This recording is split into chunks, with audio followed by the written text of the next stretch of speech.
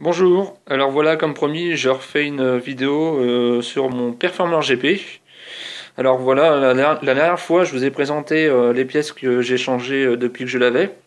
Et donc là j'ai rajouté d'autres pièces, donc je vais vous montrer ça vite fait en quelques minutes. Donc voilà, donc comme vous pouvez le remarquer j'ai changé mon moteur. Parce que en fait le moteur que j'avais avant c'était un très bon moteur. Alors il est ici. Et il a cassé,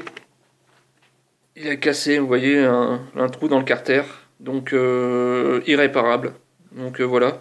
Il est irréparable dans le sens déjà où on peut pas enlever la chemise piston. On peut pas l'enlever. J'ai l'impression qu'elle est moulée carrément dans le truc. J'ai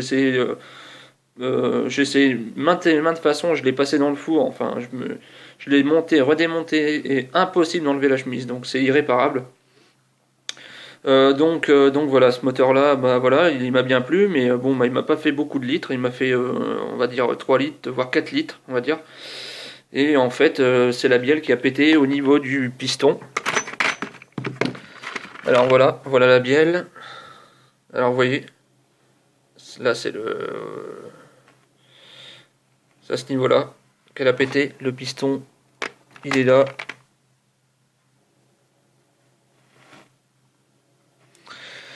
Et donc voilà. Donc du coup, ma moteur a changé. Heureusement, j'en avais acheté un autre avant qui pète celui-là. Donc voilà, c'est le KE21R que certainement beaucoup de monde le connaît. Donc voilà, c'est un très bon moteur.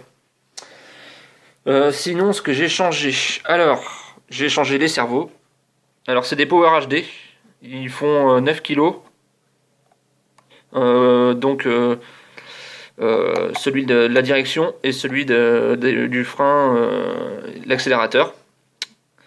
Après, donc, j'ai changé ce que j'ai mis à la place, c'est dans le boîtier de pile. Donc, j'ai mis comment on appelle ça, une batterie en fait. Une batterie réception. Et ça, c'est nickel, ça bouge pas.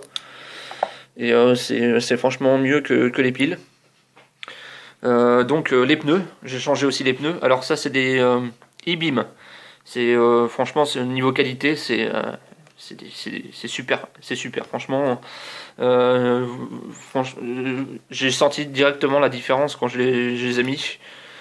Et puis voilà, donc les pneus, j'ai changé les servos et sinon le moteur. Voilà ce que j'ai changé.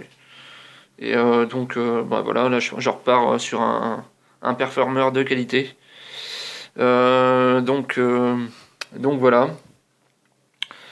Voilà. Bon, faut faire attention de bien enrichir son moteur, pas de trop fermer sa vis de richesse, parce que je pense que c'est ça qui a dû faire péter mon moteur. Je l'avais mis. Alors le réglage d'usine de l'Alpha, de l'Alpha 21, c'est un tour et demi de vis de richesse.